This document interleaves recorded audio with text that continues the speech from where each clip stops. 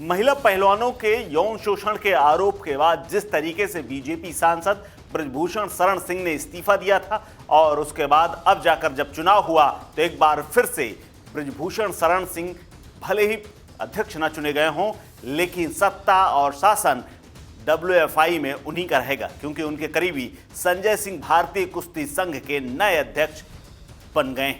उन्होंने चुनाव जीत लिया। उन्होंने अपनी प्रतिद्वंदी अनीता श्योराण को शिकस्त दे दी है। इससे पहले ब्रजभूषण शरण सिंह ने खुद दावा किया था कि कुश्ती संघ के अध्यक्ष संजय सिंह ही बनेंगे, क्योंकि उन्होंने ही नामांकन किया था और उनकी प्रतिद्वंदी हारेंगे। दरअसल भाजपा सांसद ब्रजभूषण शरण सिंह का शक्ति प्रदर्शन इसे माना जा रहा है और फिर से संघ में तगड़ी वापसी बताई जा रही है।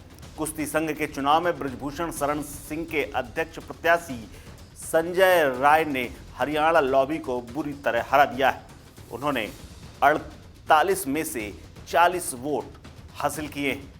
हरियाणा लॉबी 8 वोटों में ही सिमट गई। कॉमनवेल्थ गेम में मेडल जीत चुकी अनीता श्योराण को मुंह की खानी पड़ी। वहीं इस चुनाव के बाद महिला खिलाड़ी जो धरने पर बैठी थी, उन्होंने बाकायदा अपने आप को कुश्ती से अलग कर लिया है और संन्यास ले लिया है। इनमें से विनेश फोगाट और साक्षी मलिक जैसी खिलाड़ी शामिल हैं, जिन्होंने देश के लिए कई मेडल जीते। दरअसल कुश्ती महासंघ का बॉस बनने के लिए मैदान में उतरे संजय सिंह की दावेदारी मजबूत मानी जा रही थी। वाराणसी कुश्ती संघ के 51 साल के संजय सिंह का परिवार शुरू से ही खेतीबाड़ी से जुड़ा रहा है और पहलवानी से जुड़ा रहा है। संजय सिंह ग्रामीण परिवेश में पले और वहीं बड़े हुए। वर्तमान में संजय सिंह भारतीय कुश्ती महासंघ के संयुक्त सचिव की जिम्मेदारी निभा रहे थे।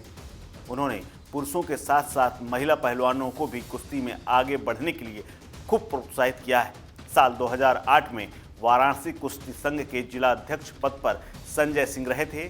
उनके कार्यकाल में वाराणसी समेत आसपास के जनपदों में महिला पहलवानों की एक अच्छी खासी खेप निकली और उसने राज्य और अंतर्राष्ट्रीय स्तर पर खूब नाम कमाया और राष्ट्रीय स्तर पर उन्हें खूब खेलने का मौका तक मिला।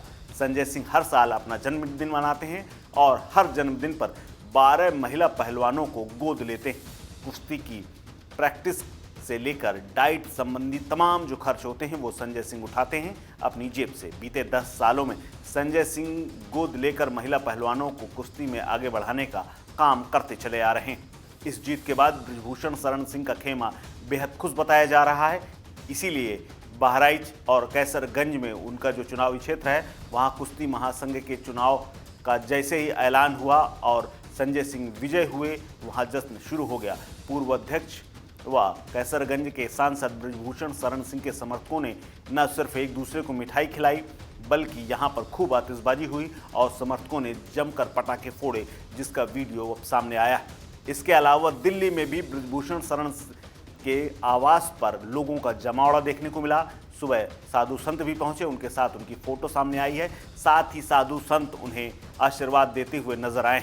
इसके अलावा जो सबसे दिलचस्प तस्वीर है वो ये है कि ब्रजभूषण के बेटे प्रतीक भूषण आवास के बाहर एक पोस्टर लिए हुए दिखे हैं, जिसमें लिखा हुआ है, दबदबा तो है, दबदबा तो रहेगा, ये तो भगवान ने दे रखा है। आपको बता दें कि भारतीय कुश्ती महासंघ के चुनाव में 50 मतदाता वोट करते हैं, यानी अलग अलग संघों से ये वोटर आते हैं। मतदाताओं में मध्य प्रदेश के मुख्यमंत्री मोहन यादव भी शामिल थे, लेकिन शायद वो वोट डालने नहीं आए, ऐसी चर्चाएं। देश भर में कुल 2 उम्मीदवार अध्यक्ष पद का चुनाव लड़ रहे थे। उनमें से एक संजय थे और एक अनीता श्योराण, जिन्हें हार मिली है। आपको बता दें कि ब्रजभूषण की उनके साथ इतनी करीबी है, यानी वर्तमान जो अध्यक्ष चुने गए हैं, कि ब्रजभूषण शरण सिंह की एक फोटो में वो ब्रजभूषण के हाथ से खाना खाते हुए नजर आ रहे हैं। दोनों की थालियां सामने सजी हैं, लेकिन ब्रजभूषण अपने हाथ से संजय को खाना खिला रहे हैं। इसके अलावा एक हवाई जहाज का फोटो है जिसमें दोनों अगल बगल बैठे नजर आ रहे हैं। वहीं एक और फोटो है जिसमें दोनों की करीबी काफ़ी कुछ कहती है।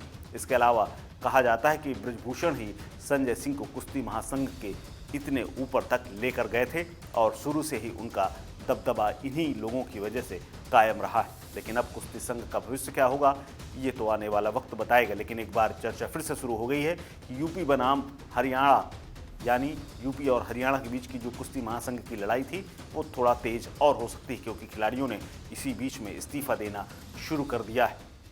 इस खबर में फिलहाल इतना ही। अपडेट्स के लिए बने रहिए वन इंडिया हिंदी के साथ। नमस्कार।